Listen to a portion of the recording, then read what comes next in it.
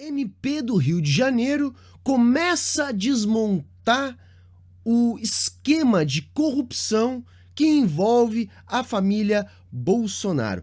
Esse era o tsunami que o presidente falou há alguns dias. Segundo o que foi divulgado, e você vai poder conferir aqui na descrição, 3 núcleos da quadrilha operavam no gabinete de Flávio Bolsonaro no período que ele era deputado estadual pelo Rio de Janeiro. Que merda.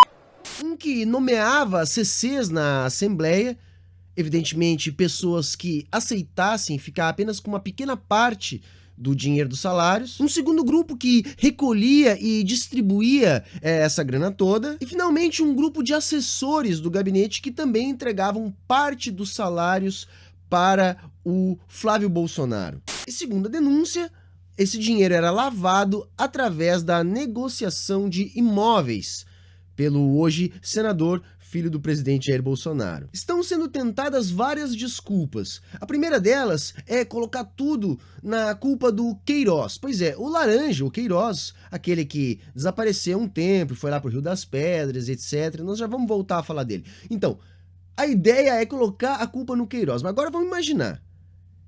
Essa quadrilha que, segundo o Ministério Público do Rio de Janeiro, recrutava pessoas que aceitassem deixar seus salários, envolvia diretamente a contratação de assessores, de indicações políticas feitas por Flávio Bolsonaro. Aí você quer convir comigo que o Flávio, que era o dono do mandato, o chefe da coisa toda, do gabinete inteiro, não sabia e que tudo era obra do Queiroz? Pois é, não faz o menor sentido. Tudo isso que eu tô falando pra vocês veio à tona novamente essa semana com a quebra do sigilo bancário e fiscal de 95 pessoas ligadas ao gabinete do hoje senador e ex-deputado Flávio Bolsonaro, filho do presidente da República. Entre essas pessoas se encontra Ana Cristina Siqueira Vale, segunda mulher do Jair Bolsonaro, mãe do último filho, lá o Renanzinho. Pois é,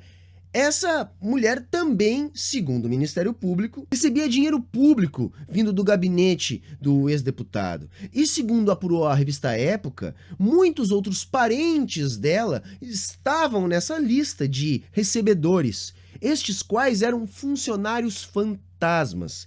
Pois é, porque só trabalhavam, segundo o que apurou a revista, de 4 em 4 anos balançando bandeira nas eleições. Mas isso não é estranho, né, gente? Vocês lembram do irmão do Bolsonaro? Pois é, não é nada novo isso que o Ministério Público do Rio de Janeiro apurou. Aliás, segundo o que circulou na imprensa nos últimos dias, o arcabouço documental de todo o processo é bastante robusto. O mais legal de ver em tudo que está aparecendo agora é que é um esquema, né, uma quadrilha, uma organização criminosa, como disse o Ministério Público, que está muito bem escancarada, tem começo, meio e fim. Falta ainda toda a parte do suposto ou provável envolvimento com as milícias, mas isso é uma outra situação. O que nós já temos clareza é como que operava essa quadrilha dentro do gabinete de Flávio Bolsonaro na Assembleia do Rio de Janeiro. Então, a quadrilha recrutava funcionários que aceitassem entregar a maior parte do salário, segundo apurado pela imprensa,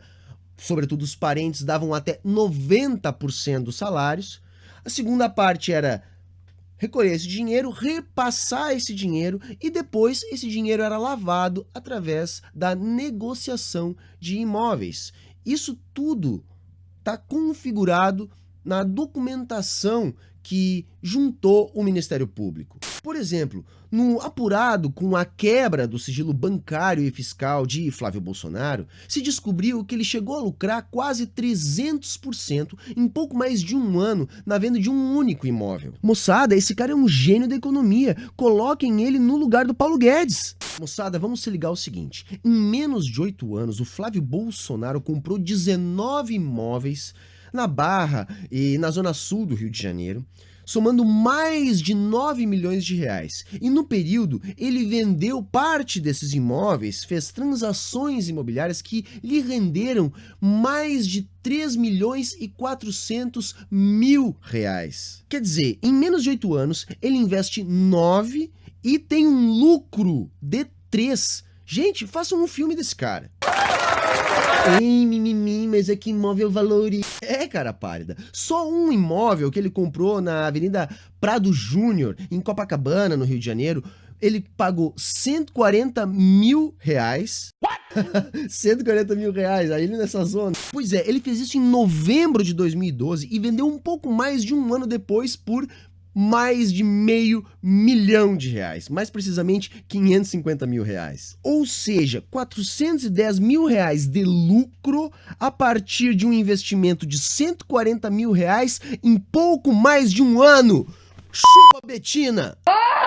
O bagulho é tão surreal que esse imóvel que eu tô aqui usando como exemplo valorizou quase 300% numa região que no mesmo período valorizou 11%. Então o fato é, o MP do Rio de Janeiro acusa Flávio Bolsonaro de lavagem de dinheiro, peculato e formação de organização criminosa.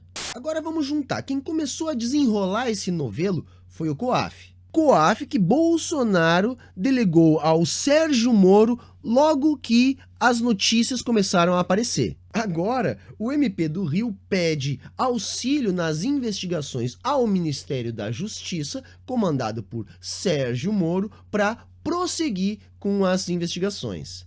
E aí, gente, o que me preocupa é o seguinte, o próprio MP está acusando o Flávio Bolsonaro de tentar obstruir as investigações de todas as formas. O Bolsonaro aparece na TV dizendo que há uma perseguição do Ministério Público do Rio de Janeiro contra o filho dele para tentar atingir ele e seu governo. Só que sigam juntando. Por isso que eu acho que o Bolsonaro tem muito a temer. Quando tudo isso estourou, o laranja do esquema, que é o que tudo indica é mesmo o Queiroz, ficou um tempo desaparecido e depois se descobriu que ele estava escondido no Rio das Pedras, que é a sede do escritório do crime, a organização criminosa barra pesada que mata pessoas e controla boa parte das milícias ali naquela região. Pois é, além disso, já ficou provado também que Flávio Bolsonaro tinha muitos parentes de milicianos e milicianos trabalhando nesse esquema dentro do seu gabinete. Além, é claro, de ser público e notório, todo mundo sabe que Flávio Bolsonaro homenageou muitos milicianos na Assembleia do Rio de Janeiro. O que eu tô querendo dizer com isso? Bom, que ainda há muita coisa a ser desenrolada desse novelo. E talvez o tsunami que o Bolsonaro falou há alguns dias nem tenha começado a chegar na costa. É aquela coisa, né, presidente? Quem não deve, não teme. Então, pra que ter medo? Vamos investigar. Então, gente, pra finalizar, que hoje é sexta-feira e a gente não ficar tão deprimido pra começar o final de semana, colocaram um Bolsonaro no poder pra tirar uma suposta quadrilha criminosa de lá. E o que aconteceu?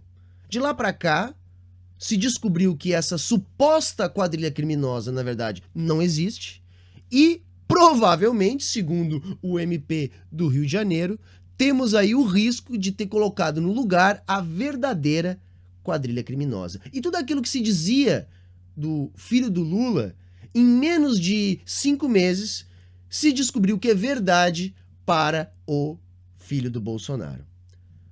É, moçada, durmam com essa. Grande abraço a todos e a todas e até a próxima.